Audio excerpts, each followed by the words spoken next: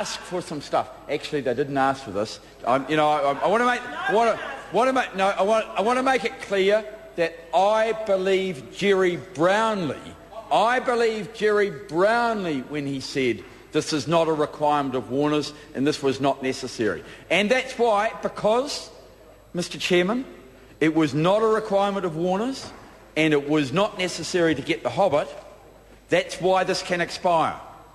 This legislation is not necessary, and therefore there is no problem with it being relatively short-term legislation, and that would be the effect of this. It's something which the committee has taken a decision should come in, or should come in the day after the royal assent, and therefore we accept that, as things normally happen, if the government maintains its majority through the 28th, for however long that lasts, then it is likely, Mr. Chairman, that it will need an expiry, or it will go on forever. And I think even the Minister and the Chair is not satisfied with the fact that this is the sort of quality legislation that should be in there on an unending basis. She's already made one, and I think there'll probably be 3 or 4 more amendments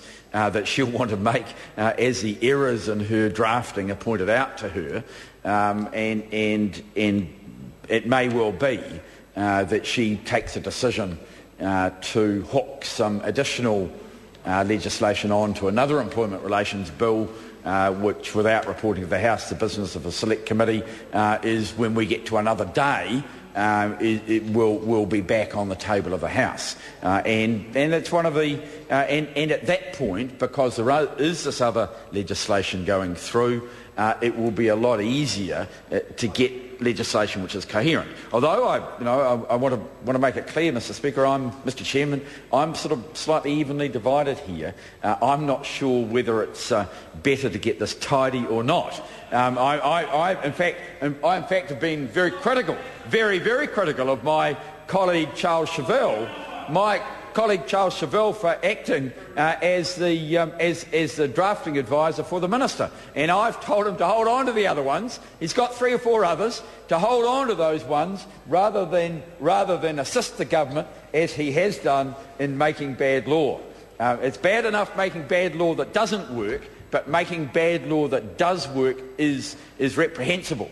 And assisting the government in it is something which I think is relatively shocking. But Mr. Chairman, there is no doubt that if law is bad law, then the best thing is for the country to have it on the law books for the shortest possible period. And we looked at the time when it is likely the Governor General, Mr. Chairman. The Honourable Trevor Mallard. We looked at the time when we thought that a Governor-General would be available, the Governor-General would be available to sign it. We thought possibly sometime next week. Some of us contemplated different days for having it expire. Some of us thought the 5th. Some of us thought that the 5th of November might be a good time, and then others thought, well, actually, if we're going to get beyond this, then the 11th of November, Remembrance Day, the day that peace broke out, Franwell's birthday. There's a variety of reasons where we could. Well, no. I don't think the 1st of April is a good date. I think the expiry of this date is a date that should be celebrated. It should probably come in on the 1st of April. That's why we had the 1st of April 2012 as a commencement date, because that is a day for fools. But I won't refer back to a previous debate that has been decided, even if it has been decided in a rather unfortunate manner. Mr. Chairman, so what we have here is legislation that is relatively compact. It's not a large piece of legislation. The advantage, Mr. Chairman, of putting it into having it the expiry date of the 8th of November 2010, and I'm going to look to my learned friend on my right to give me some advice in this area, is that if it goes in and comes out so quickly, it would probably mean that the statutes do not have to be annotated in order to show it as being current legislation, because as we Butterworth still do it.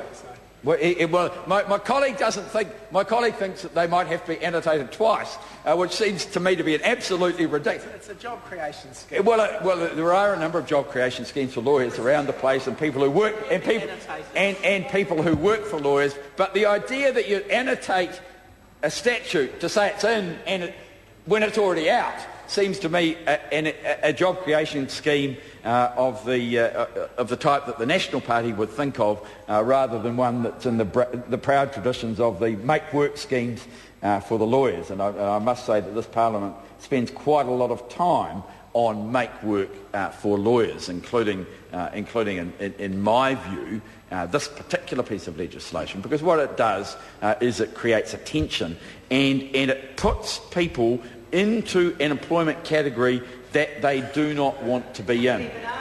Well, Mr. Chairman, and what is more, and I think this is where we've got to keep on coming back to whether or not this should expire or not. It's something that Jerry Brownlee says that Warner Brothers didn't ask for, and it's not being done for them. And if that's the case, who is it being done for? We've had legislation that hasn't been brought in and hasn't expired. That's been there effectively in the same form, I think, since 1907.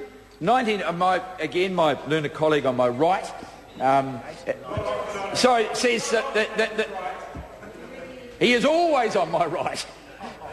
My colleague, Mr. Chauvel, indicates that it was the Conciliation and Arbitration Act of 1890.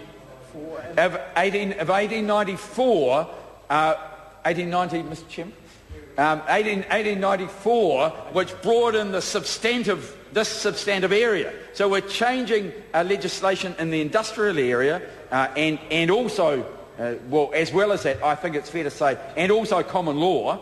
We're managing to change the stuff that goes way back. In the United Kingdom, in common law in New Zealand, and legislation which is the core of our labour relations system, and has been since before the formation of both the National and the Labour parties, and we're changing it for a reason that no one wants. And for that reason, Mr. Chairman, I think it doesn't hurt for it to be a short-term change. And in fact, Mr. Chairman, I've just had another idea. Maybe we could look at another expiry date whereby it expires 90 days after it comes into force.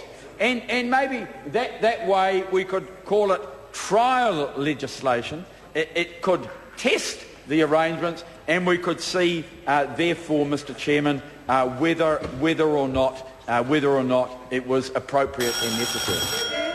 I call